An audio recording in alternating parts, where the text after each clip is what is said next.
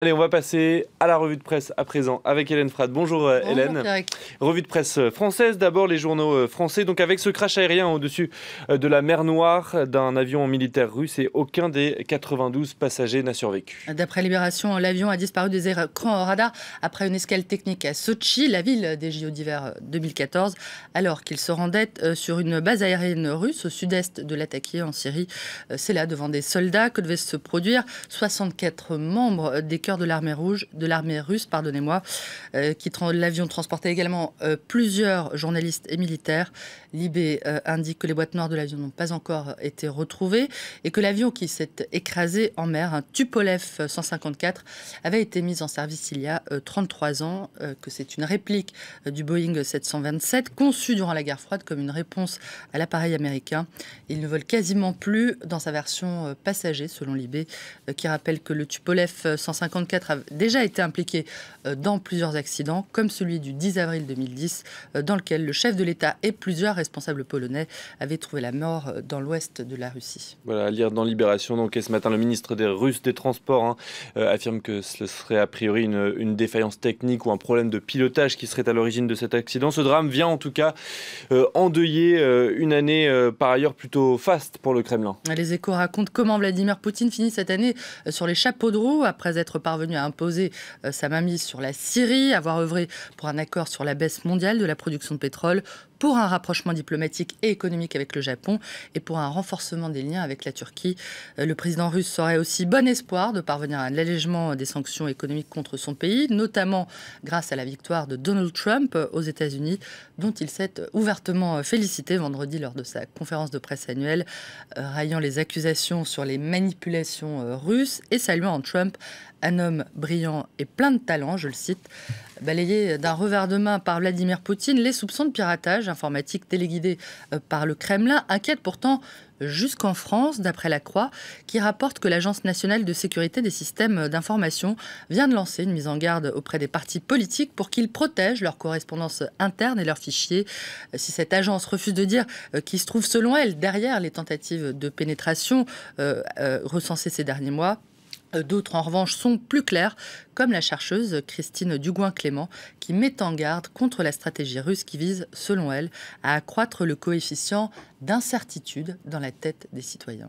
Au menu également ce matin de nos journaux dans les kiosques, l'inquiétude du Figaro face au sort des chrétiens d'Orient. À l'occasion des célébrations de Noël, le journal rappelle que cette minorité, qui représentait environ 20% de la population de la région il y a 100 ans, n'en représente plus que 2 à 3% actuellement.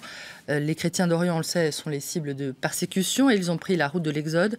Certains, en revanche, ont choisi de rester, comme le frère Najib, un frère dominicain de Karakoche, en Irak. En 2014, alors que le groupe État islamique rentre dans la ville, il parvient à s'enfuir avec des manuscrits rares, un trésor historique, et à les mettre à l'abri à Erbil, la capitale du Kurdistan irakien. C'est là qu'il se consacre depuis à l'assistance des réfugiés de la plaine de Ninive, mais aussi à la numérisation de ces précieux manuscrits. Les persécutions contre les chrétiens, dit-il, ont commencé bien avant l'arrivée du groupe État islamique, dès 2004, comme pour dire aux chrétiens de partir. Les chrétiens d'Orient, et d'ailleurs, qui ont suivi, comme chaque année, la bénédiction Urbi et Orbi du pape hier au Vatican, un message de Noël au cœur duquel le souverain pontife a placé les enfants victimes des violences et des guerres, selon La Croix, qui cite son plaidoyer en faveur des victimes privées des joies de l'enfance à cause de la faim, des guerres et de l'égoïsme des adultes.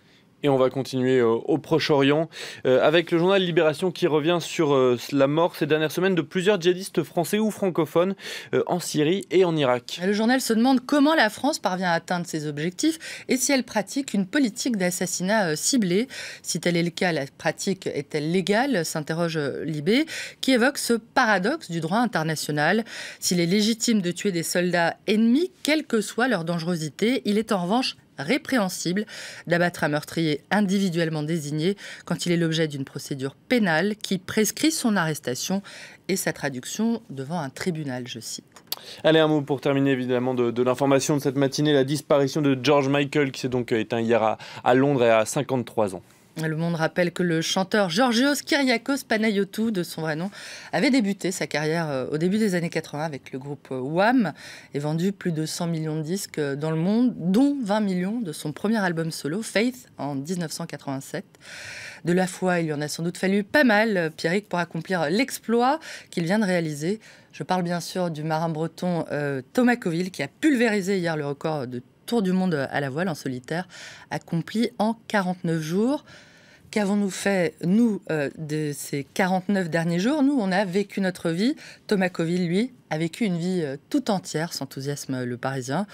Thomas Coville a vite fait le tour, salut Libération, qui parle d'une performance XXL. Voilà donc pour la revue de presse française de ce matin. Merci beaucoup Hélène. On va marquer une courte pause. Restez avec nous. L'info continue et on va se quitter.